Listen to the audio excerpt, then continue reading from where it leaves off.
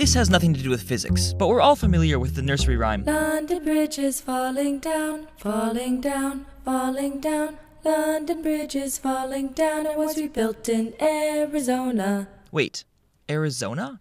This Arizona? Yup, here it is in Lake Havasu City, near artificial Lake Havasu in the middle of the Arizona desert.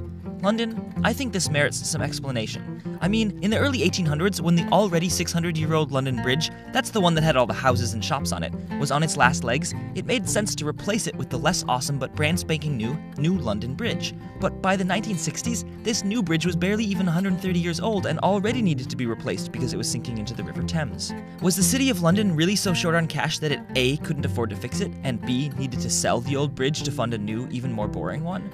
Apparently so. Also, apparently, when American chainsaw tycoon Robert McCulloch actually offered to buy the bridge, he thought he was bidding on Tower Bridge, which, while it's often confused with London Bridge by ignorant Americans like me, you'd think you'd do your research if you were spending $2.5 million and buying a bridge. And maybe McCulloch did do his research after all, because the council member from the City of London who was responsible for the sale of the bridge claimed that McCulloch knew all along which bridge he was buying. But really, who would admit otherwise? Anonymous sources from within the City of London still hint that the silly American really thought he was buying Tower Bridge.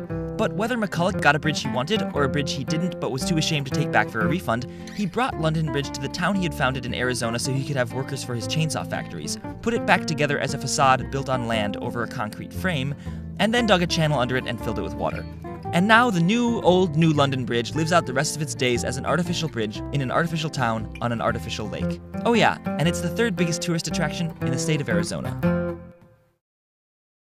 London Bridge is falling down. Special thanks to Hannah Hart of My Drunk Kitchen, where she mostly puns and occasionally cooks under the influence. Built in Arizona.